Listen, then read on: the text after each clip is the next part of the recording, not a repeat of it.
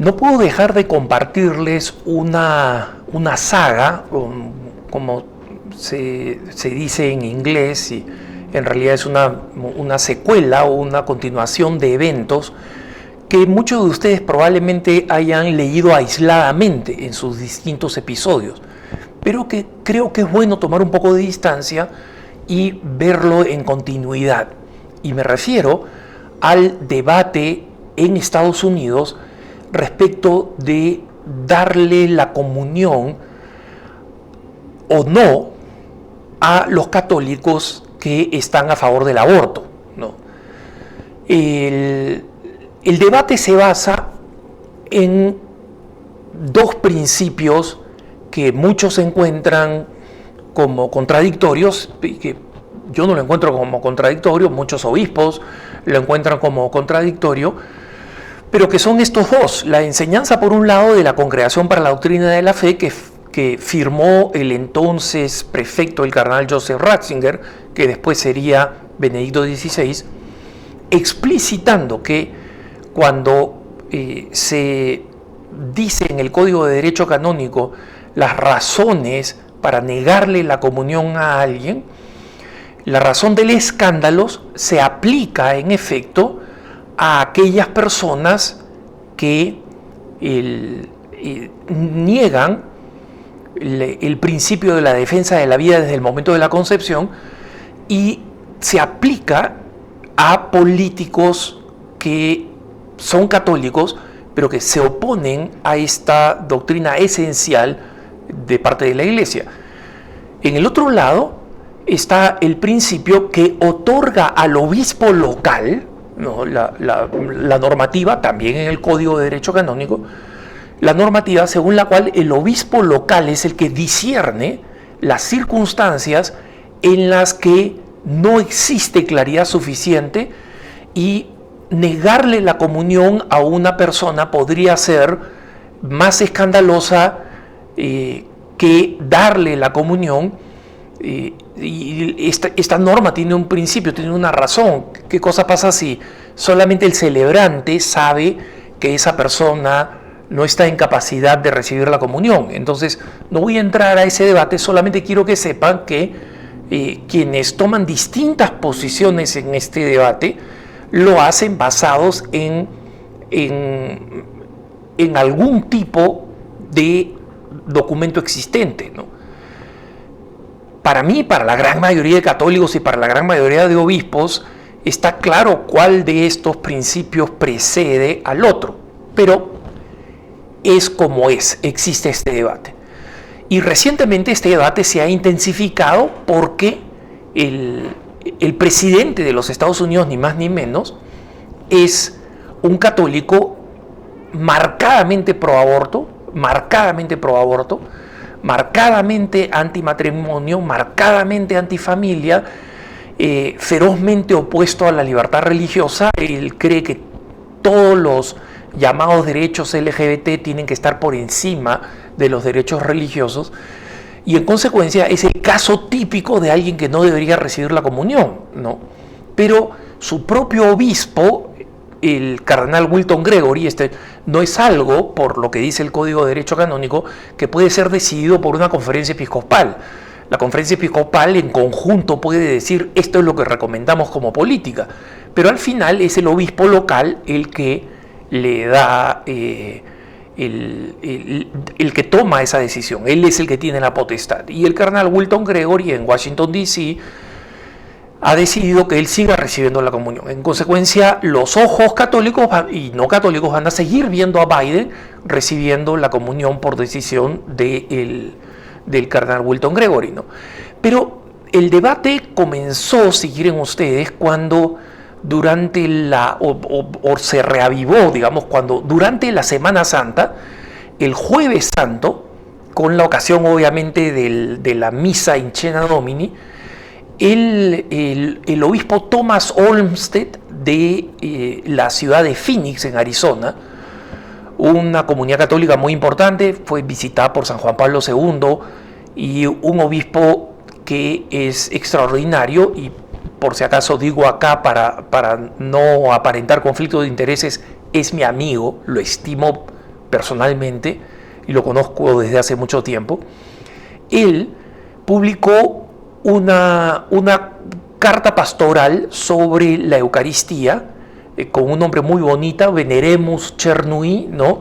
Esta frase del Tantum Ergo, de la canción más importante de la adoración eucarística, y en la que explicaba la importancia de la Eucaristía con ocasión del Jueves Santo, ¿no? El gran día eucarístico por excelencia.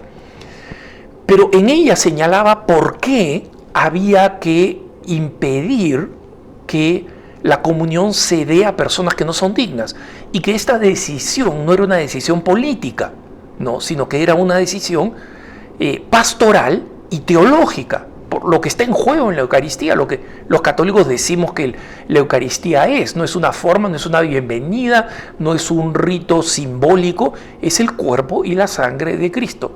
Cuerpo, sangre, alma y divinidad, lo que aprendemos nosotros desde pequeños en el catecismo. Sí lo aprendemos, ¿no?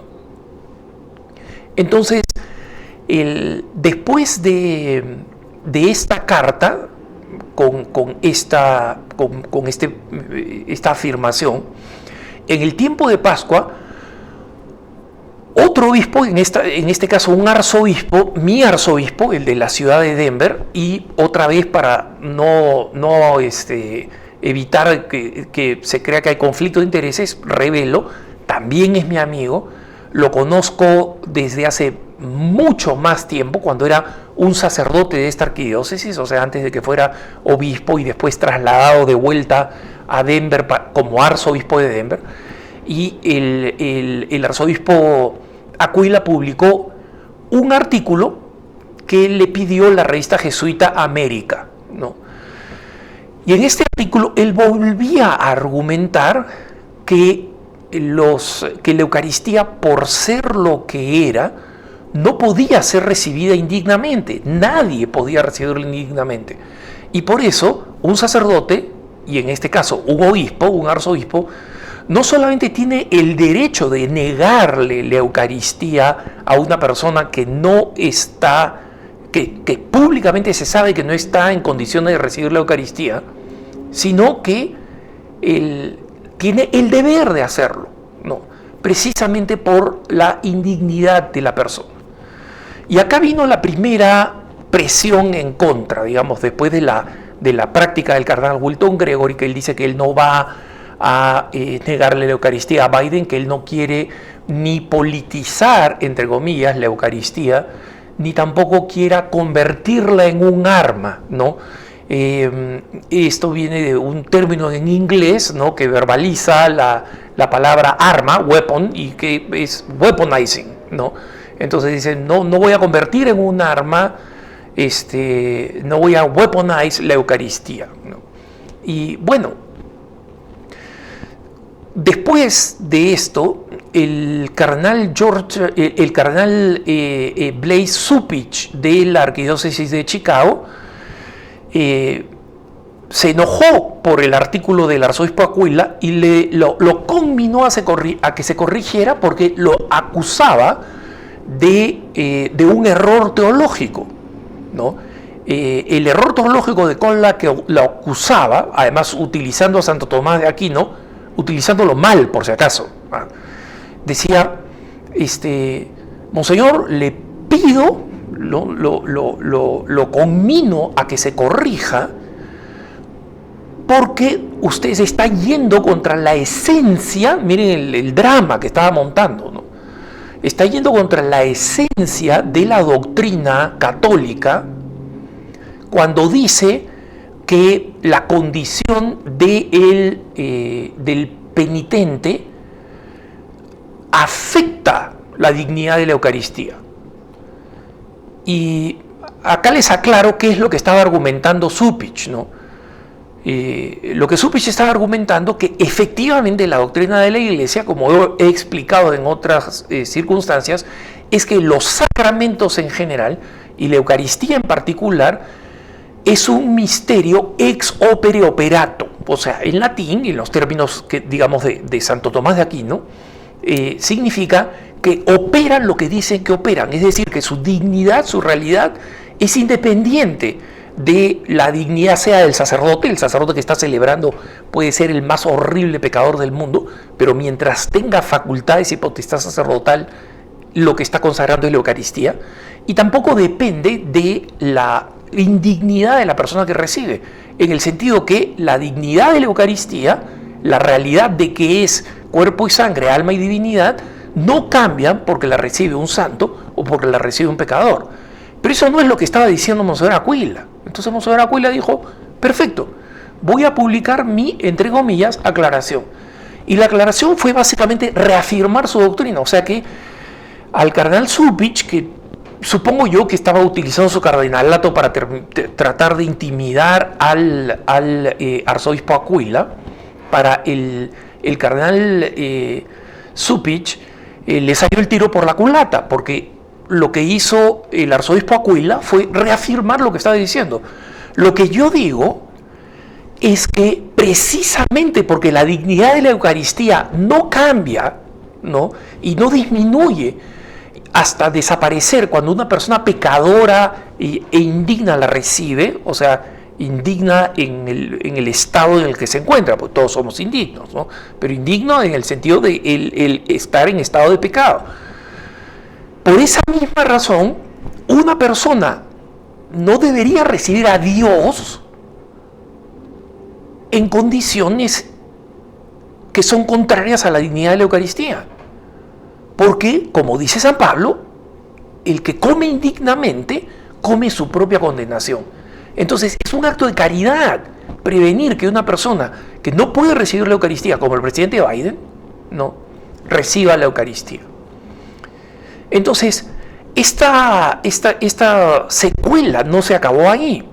Después, hace poco más de una semana, el arzobispo Salvatore Cordileone de la ciudad de San Francisco, en California, publicó otra carta pastoral sobre la Eucaristía, en la cual explicaba toda la doctrina eucarística. Porque tengan en cuenta lo siguiente, hermanos.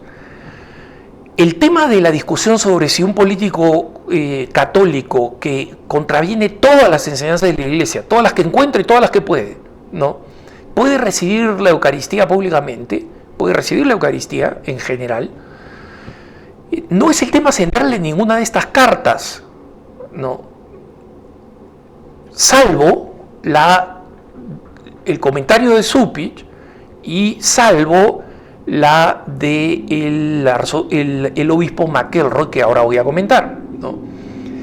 Pero ni la de Thomas Olmsted, ni la de Samuel de la Aquila, ni la de Salvatore Cordileone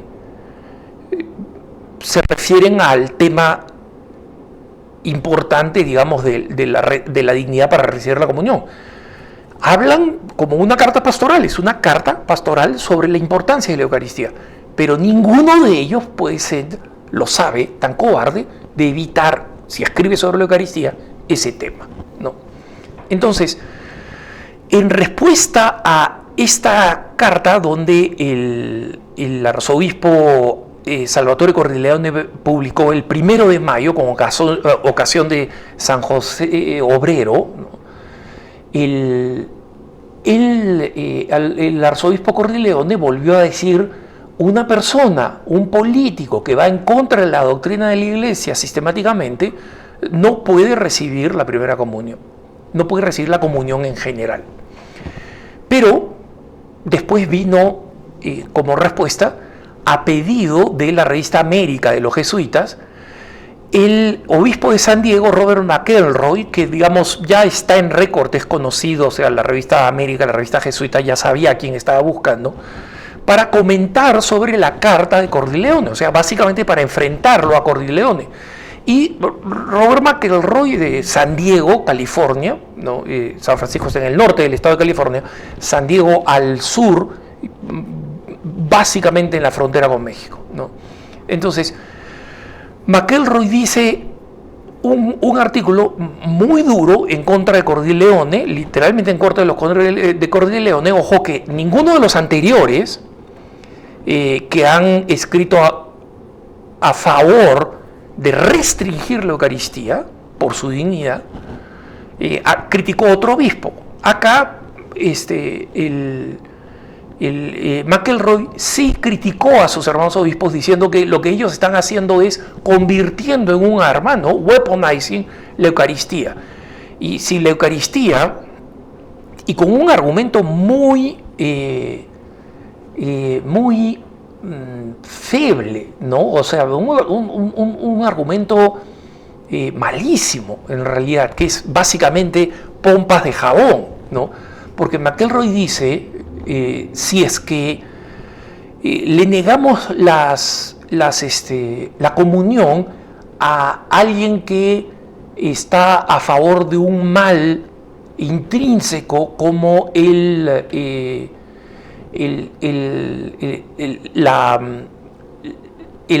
aborto, que está a favor de un mal intrínseco como el aborto, tendríamos que negárselos a otros también, como por ejemplo los que son racistas, porque también es un mal intrínseco. Entonces, este argumento no tiene pies. Y no tiene pies por dos razones desde mi perspectiva. Pues aquí un teólogo, pues, tengo la certeza de que se despacharía, como se han despachado, por si acaso, ¿no? Pero inmediatamente cuando le dijo, este no tiene pies para sostenerse este argumento. Primero, porque sí, pues, o sea, la Eucaristía se niega a cualquiera que apoya explícitamente un mal moral intrínseco. Y si es que es el racismo, que sea el racismo también. Nadie dice que sean solamente los que están a favor del aborto. Hay muchas razones por las cuales la Eucaristía se puede negar. Entonces, ese argumento, esa es la primera razón por la cual es absurdo, ¿no? Si alguien es racista y dice yo soy racista, públicamente, como dice Biden, yo soy abortista, ¿no? Entonces hay que negarle la comunión. Segundo, nosotros no conocemos un solo político que dice que es racista. No lo conocemos. ¿Que hay? Por supuesto que hay. Pero también hay personas que están a favor del aborto en las misas y como no es conocimiento público, cuando se acercan a recibir la comunión, reciben la comunión.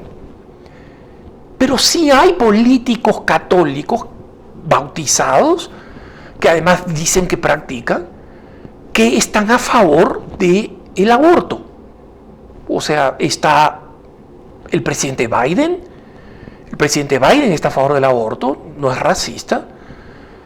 La presidenta del Congreso de los Estados Unidos, Nancy Pelosi, católica, a favor del aborto. Esos sí son escándalos que existen. Entonces, McElroy está inventando un escándalo que no existe.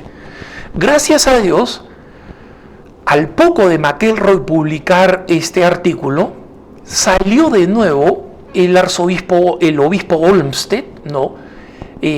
Con un comunicado diciendo que, primero, él apoyaba a Cordileone, porque McElroy salió a criticar a Cordileone, ¿no? Espero que hayan seguido el orden, ¿no? O sea, primero el cardenal Wilton Gregory de Washington, D.C., diciendo que le va a dar y que le está dando la comunión al presidente Biden. Después, la carta pastoral del obispo Olmsted en contra de darle la comunión a Biden. Después, el artículo del arzobispo Aquila en contra de darle a Biden.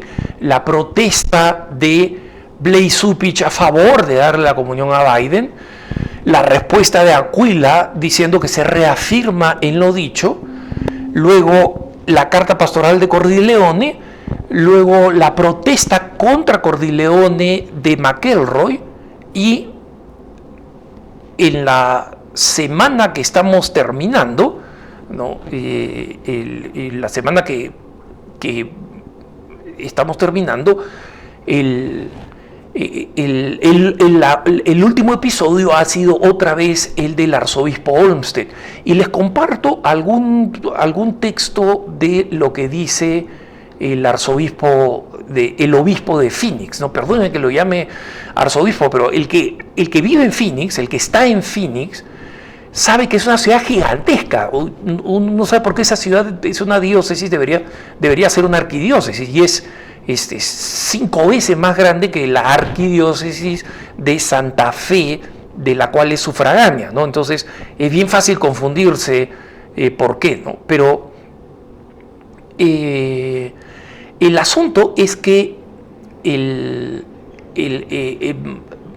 Monseñor Olmsted, que sale en defensa de esta situación, él dice que esto es algo a lo que los obispos no pueden renunciar, que decir que se está convirtiendo en un arma, que se está weaponizando, digamos, para utilizar el anglicismo horroroso, ¿no? Que se está convirtiendo en un arma la Eucaristía, es simplemente una renuncia, es renunciar a cumplir con el papel de obispo, ¿no?